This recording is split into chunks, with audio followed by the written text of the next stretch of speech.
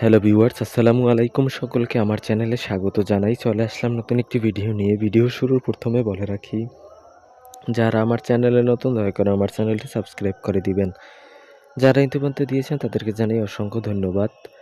আজকে ভিডিওর বিষয় হচ্ছে, আপনারা অনেকেই কমেন্ট করেছিলেন যে প্রাইমারি প্রধান শিক্ষকের পরীক্ষা কবে নাগাদ হতে পারে। তো আমরা একটি বিশ্বস্ত সোর্সের মাধ্যমে জানতে পেরেছি যে 24 এপ্রিল হবার সম্ভাবনা খুবই বেশি রয়েছে পরীক্ষাটি, এবং সম্ভাব্য ডেট হচ্ছে 24 এপ্রিল। এবং এডমিট কার্ড ডাউনলোড করা যেতে পারে 12 তারিখ থেকে 14 তারিখের ভিতরে। সম্ভবত এডমিট কার্ড ডাউনলোড করার জন্য আপনাদেরকে বলা হবে। এবং এডমিট কার্ড কিন্তু অনেকেই মনে করতেছেন যে আবেদন যেদিন করেছিলেন ওই দিনই এডমিট কার্ড ডাউনলোড করেছিলেন। তো সুতরাং আমি আরেকটা জিনিস বলে রাখি, যেহেতু আপনাদের পরীক্ষার কেন্দ্র হচ্ছে এবার ঢাকাতে, তো আগে আপনারা কিন্তু জানতেন যে এগুলো হচ্ছে বিভাগীয় পর্যায়ে অনুষ্ঠিত হয়ে থাকে বা জেলা পর্যায়ে অনুষ্ঠিত হয়। তো এবারে প্রশ্নপত্র ফাঁসের অভিযোগকে কেন্দ্র করে কিন্তু এর সেন্টার ঢাকাতে নেওয়া হয়েছে। এই কারণে কিন্তু আপনাদের এডমিট কার্ড আবার পুনরায় ডাউনলোড করা হবে। কারণ কি, আপনি যখন এডমিট কার্ডে আবেদন করেছিলেন তখন কিন্তু আপনার নিজ জেলা কিন্তু সিট প্ল্যান অনুযায়ী দেখাচ্ছে যে পরীক্ষার হচ্ছে অনুষ্ঠিত হবে আপনার জেলা পর্যায়ে, ওইটা লেখা আছে। কিন্তু আপনি যখন নতুন ডাউনলোড করবেন সেখানে ঢাকাই লেখা থাকবে। তো পরীক্ষা কিন্তু আনুমানিক ডেট হচ্ছে 24 এপ্রিল তারিখ, আমরা বিশ্বস্ত সোর্সের মাধ্যমে জানতে পেরেছি। তো আপনার বিশ্বাসের ব্যাপারটা হচ্ছে আপনার কাছে, যদি মনে হয় বিশ্বাস করবেন করতে পারেন, যদি না হয় আপনি নাও করতে পারেন, কোনো সমস্যা নাই। তবে এপ্রিলে পরীক্ষা হবে, আপনি 100% শিওর থাকেন ইনশাল্লাহ। আমি কথা বললাম আজকে, আপনি মনে রাখেন এপ্রিলে পরীক্ষা হবে।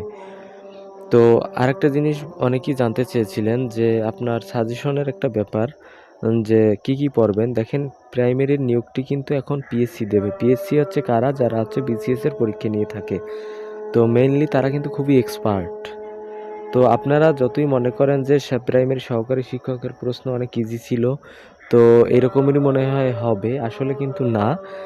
এই প্রশ্ন সম্পূর্ণ করবে কিন্তু পিএসসি কর্মকর্তারা, তো যারা মূলত বিসিএস এর কোশ্চেন করে বা বিসিএস পরীক্ষা নিয়ে থাকে। তো আপনারা বুঝতেই পারতেছেন প্রশ্ন কেমন হতে পারে। তো বিশেষ করে বাংলার ক্ষেত্রে আমি মনে করব কবি সাহিত্যক যেমন রবীন্দ্রনাথ ঠাকুর, কাজী নজরুল ইসলাম, নতুন করে কায়কোবাদ পড়তেই হবে। কায়কোবাদ থেকে কিন্তু যেহেতু দেখেন এবার সরকার আবার চেঞ্জ হয়েছে, সুতরাং মানবন্টন চেঞ্জ হয়ে যেতে পারে। সুতরাং আপনার যত কবি সাহিত্যিক আছে এগুলো সবই পড়তে হবে।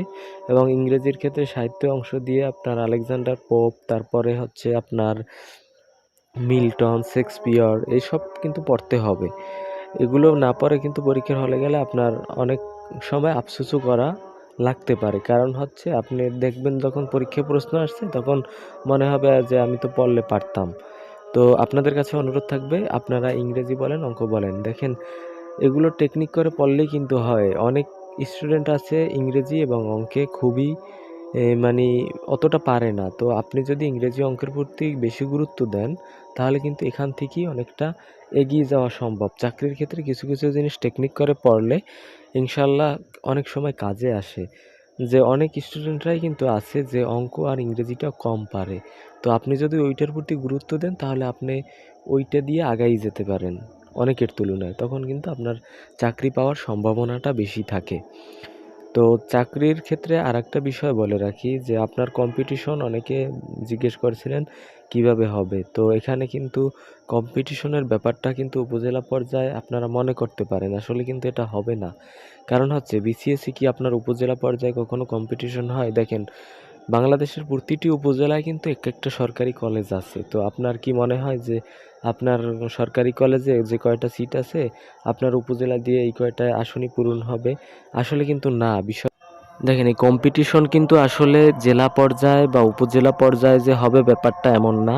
কম্পিটিশন হবে কিন্তু অল বাংলাদেশে। মানে হচ্ছে আপনার ধরেন 1100 পদ আছে, সেক্ষেত্রে যদি ধরেন তারা হচ্ছে 11,2200, মানে দ্বিগুণও যদি পরীক্ষার্থী টিকায় তাহলে কিন্তু আপনার উপজেলায় কয়টা সিট আছে এর বেসিসে কিন্তু আপনাকে টিকাবে না। তো এটা কিন্তু অল বাংলাদেশ থেকেই নেবে, তারপরে হচ্ছে শূন্য কোঠায় তারা নিয়োগ দেবে। যে আপনার চাকরি, আপনার যদি জেলা হয় ধরেন বরগুনা, আপনার কিন্তু শরীয়তপুর গিয়েও চাকরি করা লাগতে পারে, এটা কিন্তু হতে পারে। তো এটা কিন্তু আপনার অনেকে এখনও মনে করতেছেন, কেন জানি না, যে কম্পিটিশন হবে উপজেলা পর্যায়ে। অনেকে এই কারণে মনে করেন যে নিজেকে সান্ত্বনা দেওয়ার জন্য, যে কম্পিটিশন যদি উপজেলা পর্যায়ে হয় তাহলে আপনি অনেক কম মার্কসেই, মানে কাটমার্ক কম হলেও আপনার সুযোগ হয়ে যাবে। কিন্তু আসলে এটা কিন্তু হবে না কখনো। আপনি মনে রাখতে পারেন বা পরে মিলিয়ে দেখতে পারেন। এটা কিন্তু আপনাকে ওইভাবেই প্রস্তুতি নিয়ে যেতে হবে পরীক্ষার হলে, যাতে আপনি সকলের সাথে কম্পিটিশন করে আপনি এই ভর্তি যুদ্ধে বা চাকরির ক্ষেত্রে আপনি টিকে থাকতে পারেন।